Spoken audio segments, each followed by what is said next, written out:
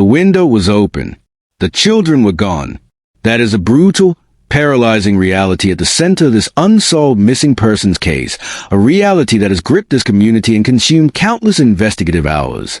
We are diving deep into the complexities and contradictions that define this investigation, revealing why visible progress feels agonizingly slow and what the core conflicts in the accounts of those closest to the children truly mean for the path forward. Before we continue this crucial report, please take a moment to hit the subscribe button and turn on those notification bells.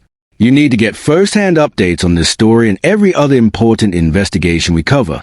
The primary challenge in this ongoing inquiry is the inherent disconnect between the Herculean effort being expended behind the scenes and the glacial speed of visible outcomes reported to the public.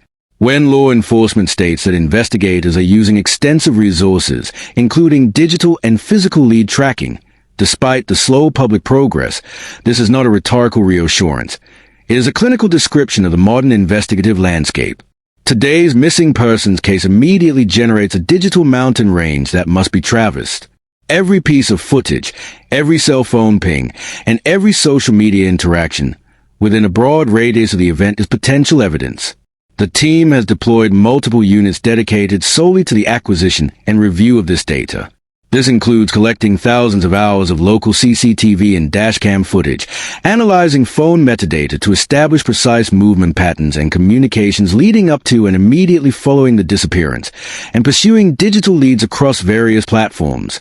Each file is a piece of the puzzle, but also a source of substantial delay. Consider the process.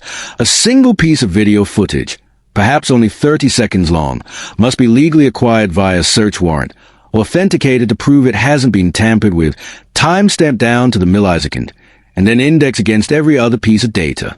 This methodical work, while crucial to maintaining the chain of evidence and ensuring admissibility in court, is the very thing that frustrates those watching the clock.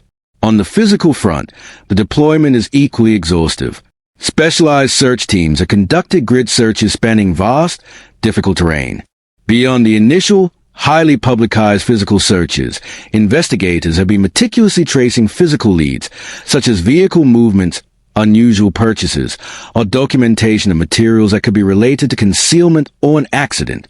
Forensic labs are deeply engaged, analyzing physical evidence, fibers, soil samples, and biological traces, collected from property and surrounding areas. This process is inherently bottlenecked. Forensic analysis takes time because the goal is not speed, but unassailable scientific certainty. Furthermore, the investigative team has a complex task of working backward. Without a confirmed crime scene or definitive physical trace, they must use a limited, often conflicting, testimonial evidence to guide their search parameters.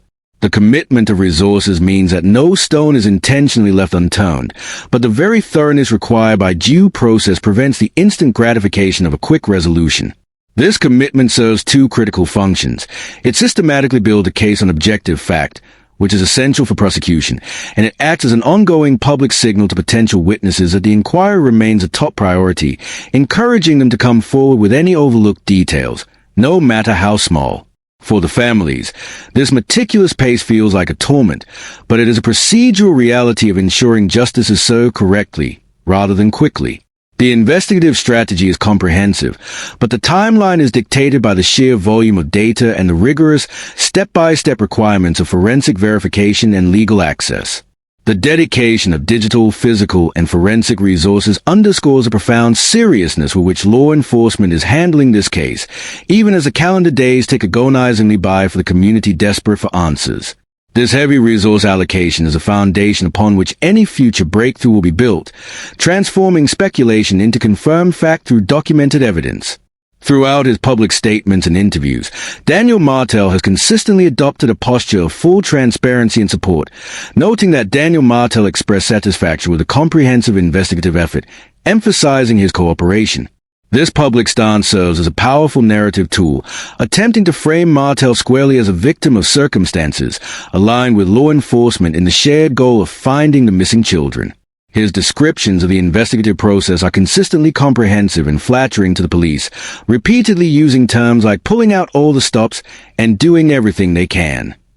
He details the multiple units deployed, the collection of evidence, and the dedication of the officers involved.